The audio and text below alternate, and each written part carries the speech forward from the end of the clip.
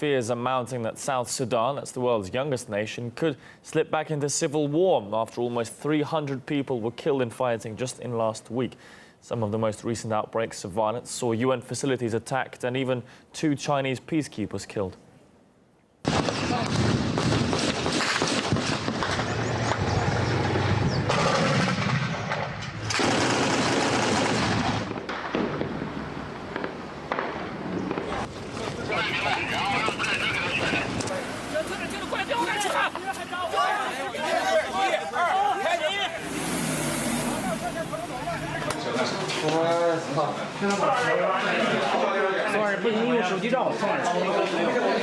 The renewed violence has been condemned by the UN, saying it's shocked their facilities came under fire as troops loyal to the country's president clashed with opposition forces. Meanwhile, the US has pulled out its non-essential embassy staff, and Japan too has taken steps to remove aid workers.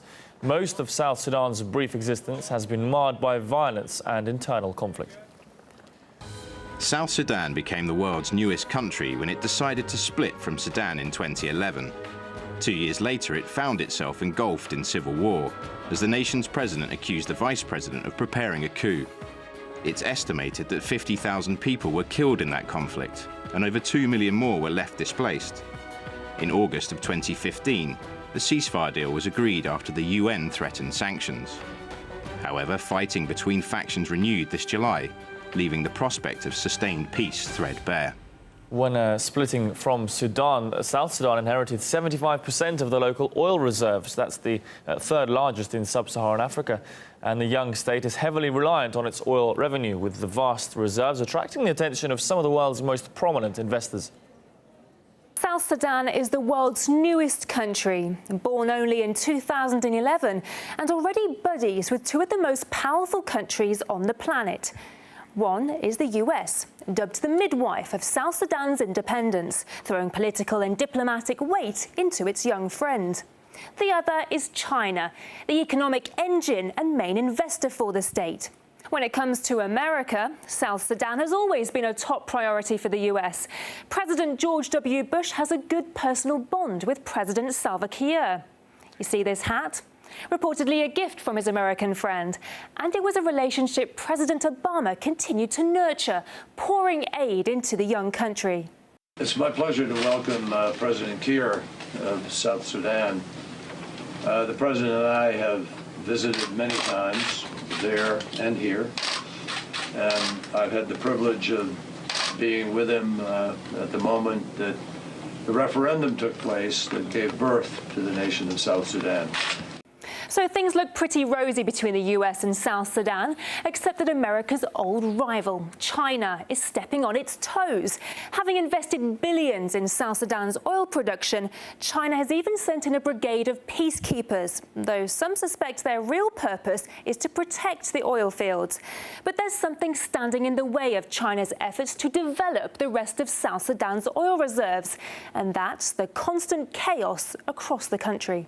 China and the West, especially that of the US, in terms of Africa, is a bitter rivalry that cuts across all sectors of Africa right now. Across a multitude of investment opportunities, the Chinese have taken full control. Now the US clearly not happy about that, and I can understand, wanting to dislodge the Chinese at every opportunity. The United States view that this intrusion of China into the Black Continent, Africa, it is as strategically dangerous, and probably they might try to disturb the Chinese by using this conflict in southern Sudan.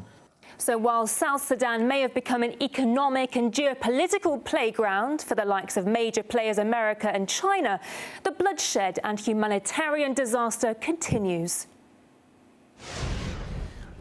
Well, I'm joined live by Andrew Leung, an independent China strategist, to get some more insight on this. Andrew, thanks for joining us today. How much exactly is at stake for China in South Sudan? And actually, how crucial is China's investment for South Sudan's development? Well, South Sudan is not China's largest African oil supplier. The largest, of course, is Congo and Angola, in fact. Although, for example, South Sudan's oil supply is 1/7 of Angola. But on the other hand, China is treading very, very carefully because it's really a hornet's nest of tribal rivalry. As you mentioned at the beginning, the South Sudan, the various parties have signed peace agreements off and on for the past couple of years, and yet the tribal war still carries on. This is an example, a basket case of lack of institutions, lack of capacity, lack of infrastructure, and the various parties are vying for their own selfish interest with humanitarian consequences all around. But you mentioned the rivalry between the United States and China. Of course, there is also a bit of rivalry with other countries like India in Africa, as countries are in Africa scrambling for resources. But China's economy, of course, is also changing course. Even though China still needs a great deal of resources, the dependence on resources is dwindling. For example, the China's supplied, Africa's supply of oil to China has shrunk by something like 46% because of the slowing down of China's economy and also China's changing course. But China's engagement with Africa is not just resources. China's model is very, very unique in the sense that all the investments, all the engagements are coordinated by the Chinese state. And hence China is able to offer, in addition to investments in oil and resources, also programs to build infrastructure, schools, hospitals, railways, highways, which enable, which is of course the necessities for Africa's economic trajectory. Now, another significant difference is that the money going into this infrastructure sits in an escrow account in Beijing, and to that extent, it minimizes the degree of the money changing through corrupt hands in Africa. It would entirely eliminate corruption, but it minimizes the corruption.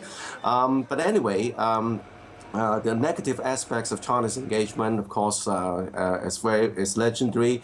China's bringing a lot of its labor around, which is accused of destroying local jobs. And the Chinese companies pay scant regard to the environment. But China's style is engagement in Africa is a steep learning curve. I think that there are signs that China's changing its approach somewhat.